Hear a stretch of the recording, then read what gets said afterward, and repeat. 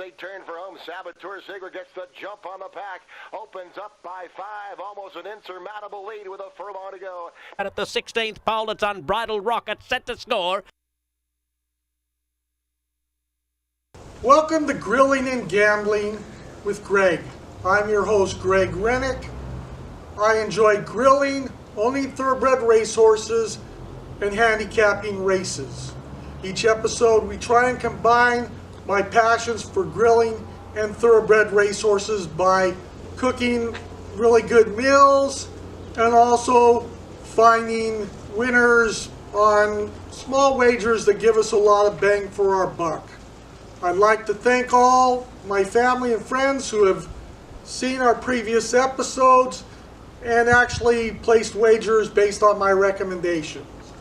I'd also like to welcome any new viewers and give a special shout out to my colleagues at the California Governor's Office of Emergency Services, Cal Recycle, FEMA, and all the other state and local agencies and federal agencies that are trying to help Los Angeles and Ventura counties with debris removal and recovery from the Hill and Woolsey fires. So we're ready to put the corn and the jalapeno on the grill. We're going to char it for about 12 minutes, turning it over every 3 or 4 minutes till it's nicely charred on all sides. Okay, so in the meantime, we've also prepped the steaks with olive oil and a rub composed of ancho chili powder, cumin, oregano. You could also add light brown sugar to the rub if you so desire.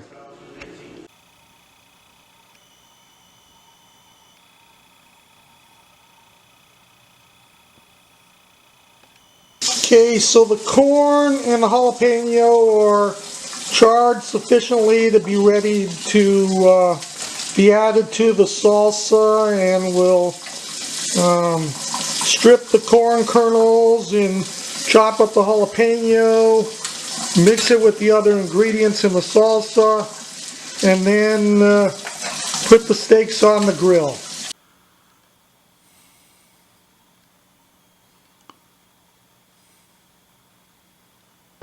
Okay, we're ready to put the steaks on the grill. We're going to cook them at 475 over oak pellets. We're going to cook them for about 10 to 12 minutes. We're going to be flipping the steaks every couple minutes. And we're going to be using direct heat. Okay, well, dinner's ready. We're serving the steak with baked potato, sour cream, butter, and salad.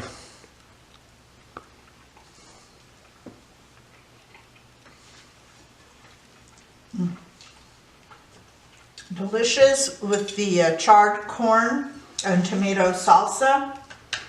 Very delicious. Got just enough jalapeno to spice it up. It's very good.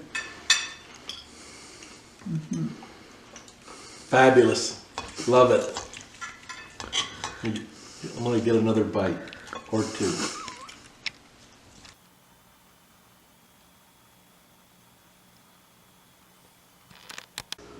Now that dinner's over, we're going to focus on the handicapping. We're going to start with a 50-cent early pick 5 at Santa Anita.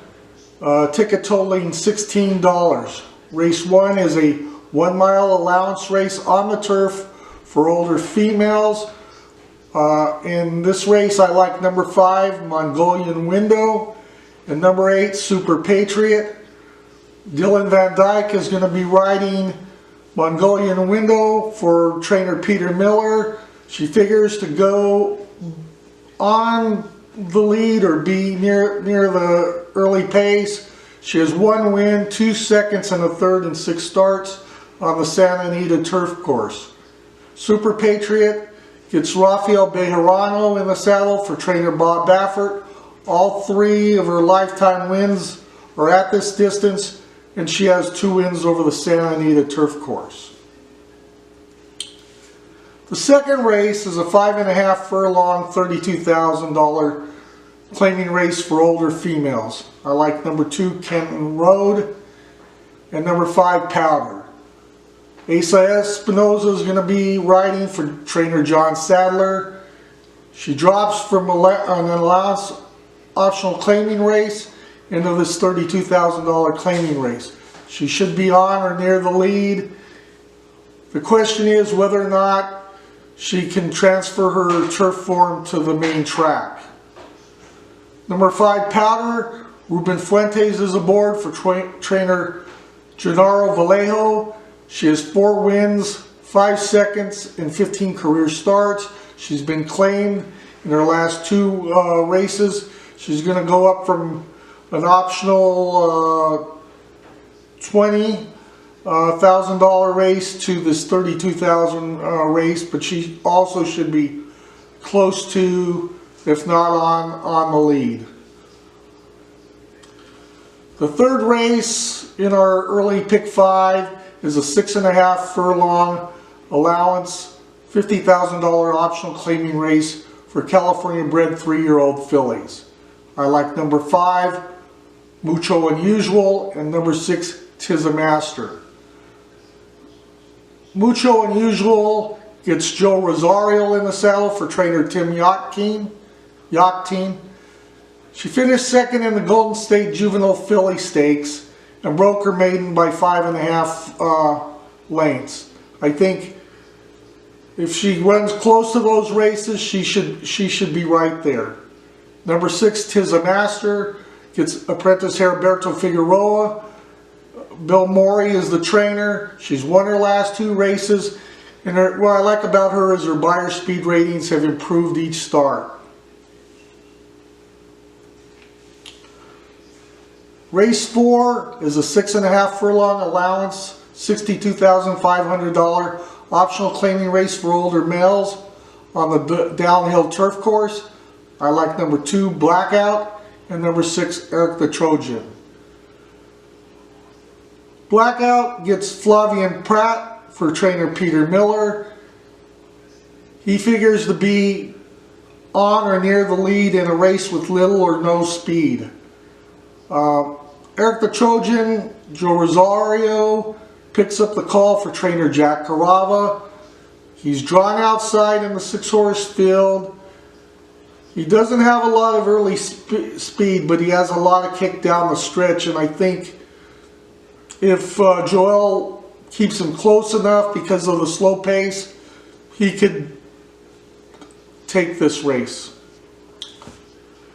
Race 5 wraps up the early pick 5. It's a 5.5 furlong maiden $50,000 claiming race.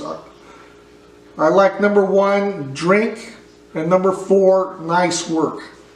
Dylan Van Dyke will be aboard Drink for trainer David Hoffmans. He finished second, being a neck against similar competition in his last start. Number 4, Nice Work, gets Joel Rosario for John Sadler. He showed speed before tiring to finish third, beaten 3/4 of a length by Drink for second in their last start. But today gets a better post position. He's drawn outside Drink, and I think that'll help him greatly.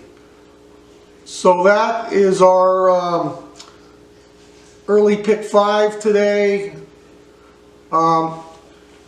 My betting strategy would be to play the early pick 5. If for some reason neither of the 2 horses we have in that early pick 5 wins, I'll play a early 50-cent pick 4 using the same horses. My next bet is the 50-cent late pick 5 on races 6 through 10. We start off with a 1 mile $25,000 claiming race for older females who have never won 2 races. The 2 horses I like here are number 2, Kitty Boo. Asa Espinoza gets the call for trainer Jim Cassidy. She showed speed in her last start and figures to get a stalking trip in this race. I also like number 11, Take a Leap. Tyler Bays will be aboard for trainer Jeff Mullins. She has a win over this distance and over this track. She should be sitting behind the early pace. Race 7, our second leg of the late pick 5, is a 6.5 furlong, $25,000 claiming race for older horses. The two horses I like in here are number 4, Don't Stalk Me, and number 6, Joe Jackson. Joe Rosario is going to take the call aboard Don't Stalk Me for trainer Doug O'Neill. He has 3 wins and 2 seconds in his last 5 starts. Joe Jackson gets Heriberto Figueroa for trainer Bill Morey. He has a lifetime record of 4 wins and 6 seconds. The question is, can he transfer his turf form to the main track?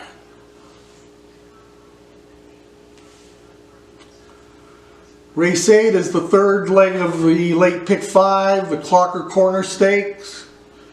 It's 6.5 furlongs on the downhill turf course. The two horses I like in here are number 4, Secretary at War, and number 5, Hunt. I expect there to be a lot of early speed at the start of the race, and I think it's going to be a come from behind horse that's not terribly far back that will win this race. Secretary of War gets Rafael Bejarano aboard for trainer Richard Baltus. Finished second to Caribou Club recently in the Grade 2 Seabiscuit Stakes, and as I said, he should be closing late. Number 5, Hunt, Flavien Prat will be riding for Phil D'Amato. He's a multiple graded stakes winner and has 4 wins over the downhill turf course. Race 9 is a 6 furlong, $10,000 claiming race for older females. I like number 2, Lucky Student, and number 4, Duranga. Dylan Van Dyke will be riding Lucky Student for trainer Jerry Hollendorfer.